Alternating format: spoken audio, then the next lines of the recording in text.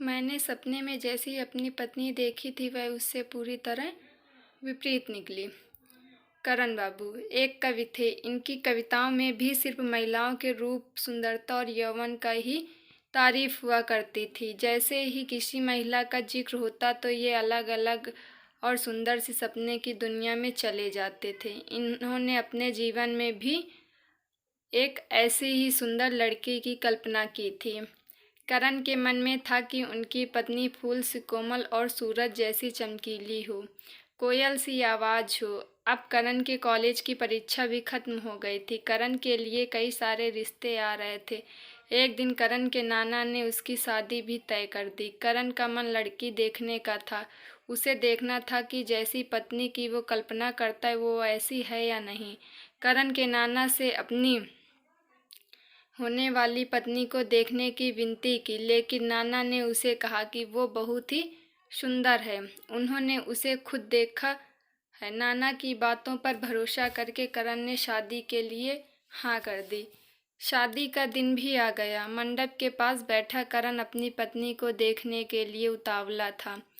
होने वाली पत्नी को उसने गहनों से सजा हुआ देखा।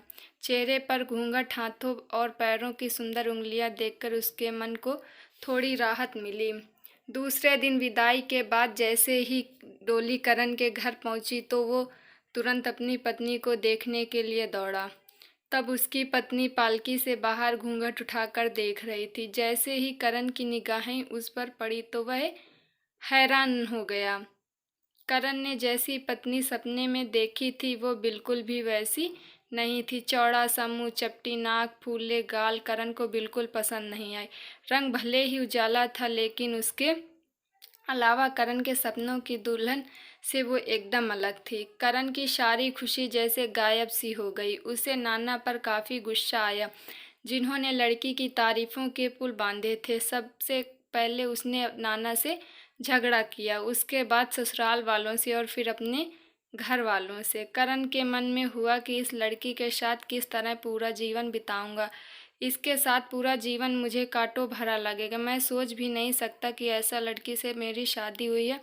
मेरी क्या ख्वाब थे और क्या हो गया। भगवान को मेरे साथ ही ऐसा करना था। फिर उसके मन में हुआ कि शादी मैंने ज़बरदस्ती तो नहीं की थी। अब इस लड़की को क्या पता कि पत्नी को लेकर मेरे क्या सपने थे, इसमें इसका क्या दोष है। इस सोच के बाद भी करण का दिल उसे स्वीकार करने को तैयार नहीं था। वो घंटों श्रृंगार करती थी, अपने बाल संवारती थी, लेकिन करण के मन को बिल्कुल भी नहीं भाती। करण हमेशा उससे दूर भागता था और उसकी पत्नी पूरे सम्मान के साथ उसकी सेवा करती थी। करण घर में पल भर भी नहीं टिकता था। जब भी करण की पत्नी नीतू उससे कुछ बात करने की कोशिश करती वो उसे दो खरी खोटी सुना देता था। करण रोज दोस्तों के साथ बाहर जाता और पत्नी घर में उसका इंतजार करती रह जाती। काफ़ी दिनों के बाद जब करण घर खाना खाने के लिए आया तो नीतू ने कहा कि आप मेरी वजह से घर में रहना ही छोड़ देंगे क्या।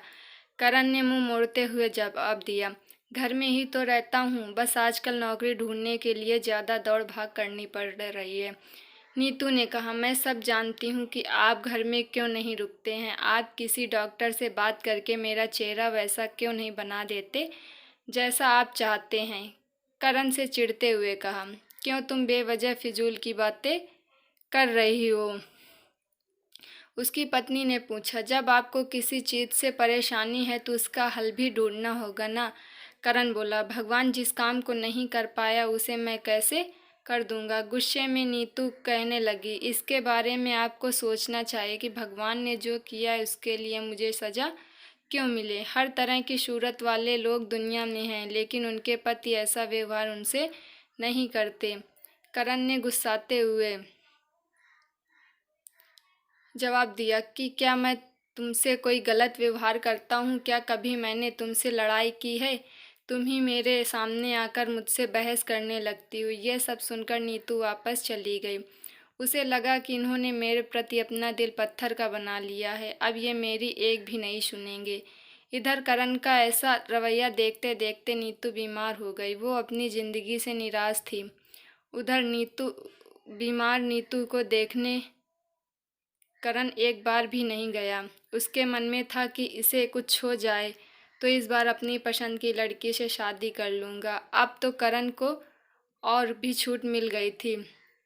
पहले कभी कभी नीतू रोकती टोकती और बाहर जाने के लिए वजह पूछ लेती, लेकिन अब करण पूरी तरह आज़ाद था। गलत आदतों में पड़कर करण सिर्फ अपने पैसे ही बर्बाद नहीं कर रहा था, बल्कि सेहत और चरित्र सब कुछ खराब कर रहा था। धीरे धीरे करण का पूरा शरीर पीला और कमज़ोर पड़ने लगा। शरीर में सिर्फ हड्डियां ही नजर आ रही थी और आंखों के आसपास काले घेरे पड़ गए थे। अपने चेहरे को देखकर रोज करण उसे संवारने की कोशिश करता, लेकिन कुछ हो नहीं पाता। एक दिन महीनों से बीमार पड़ी नीतू आंगन के पास चारपाई पर लेटी थी। उसने करण को काफ़ी समय से नहीं देखा था, इसलिए किसी से करण को बुलावा भेजा। आशा के मन में था कि बुलावा तो भेज दिया, लेकिन करण आएगा नहीं। नीतू का बुलावा मिलने पर आज करण पहले की तरह झल्लाया नहीं। वो बिना संकोच किए आज नीतू के पास जाकर खड़ा हो गया। जैसे ही नीतू ने उसे देखा तो हैरान हो गई। उसने पूछा, क्या आप बीमार हैं? बहुत दुबले पतले हो गए हैं और पहचान में भी नहीं आ रहे हैं।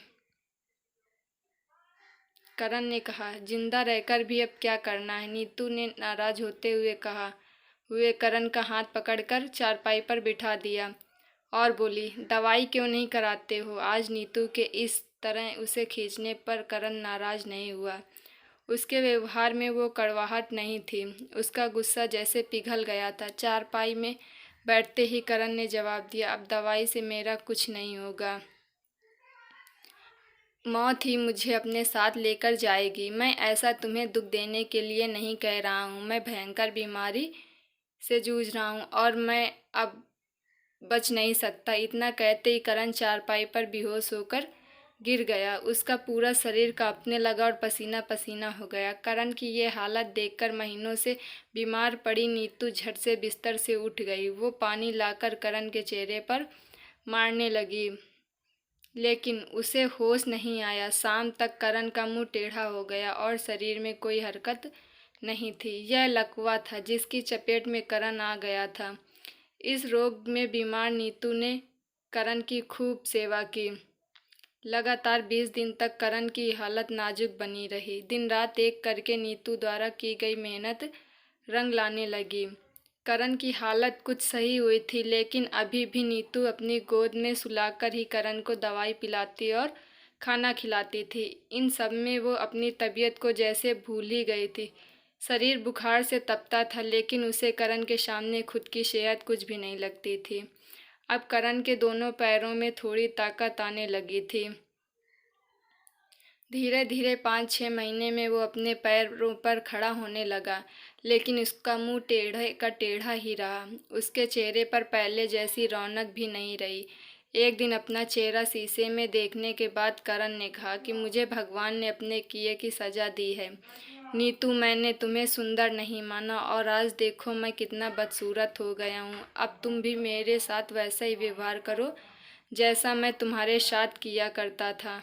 नीतू ने हंसते हुए करण से कहा, आप मेरी आंखों से देखेंगे तो पता चलेगा कि आप में कोई अंतर नहीं आया है। आप पहले जैसे थे अब भी वैसे ही हैं। करण बोला, अच्छा, बंदर जैसा मुंह दिख रहा है और तुम कहती हो कोई अंतर नहीं आया है।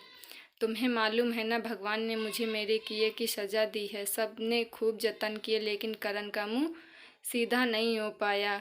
करण के पैरों पर खड़े होने के कुछ समय बाद ही नीतू ने घर में पूजा रखी, क्योंकि उसने भगवान से करण के लिए मन्नत मांगी थी। पूरे मोहल्ले के लोग करण के घर में जमा थे। भजन संगीत चल रहा था। तभी नीतू की एक दोस्त ने उससे पूछा, अब तो तुझे अपने पति का चेहरा देखने की इच्छा नहीं होती होगी, कैसा टेढ़ा हो गया है मुँह? गंभीर आवाज़ में नीतू बोली, मुझे तो कुछ फर्क नज़र नहीं आता है। उसकी दोस्त ने पलट कर कहा, चल झूठी, ऐसा थोड़ी होता है, बातें मत बना ज़्यादा। फिर नीतू कहने लगी, सच कह रही हूँ, मुझे उनकी आत्मा मिली है जो उनके रूप से बढ़कर है और मैं हमेशा उनकी आत्मा को ही देखती हूँ। करण कमरे में दोस्तों के साथ बैठा था। तभी उसके एक दोस्त ने बरामदे की तरफ खुलने वाली खिड़की खोल दी। उसने करण से पूछा, आज तो यहाँ कई खूबसूरत लड़कियाँ हैं, बता तुझे कौन सी अच्छी लग रही है। करण ने कहा, खिड़की बंद कर दो। और जहाँ तक रही पसंद की बात, तो मुझे वही पसंद है जिसके हाथ में फूल की थाली है। दोस्त ने पूछा, तेरे चेहरे के साथ पसंद भी खराब हो गई है क्या? मुझे तो वो दूसरे से कम खूबसूरत लग रही है। करण बोला, मैं उसकी आत्मा को देख रहा हूँ, वो हर किसी की सूरत से ज़्यादा सुंदर। तब उसने पूछा, अच्छा यही तुम्हारी पत्नी है क्या? करण ने कहा, हाँ बिल्कुल, यही वो देवी है जिसने मेरे लिए दिन रात एक कर दिए। अब मैं इसके साथ ही रहूँगा।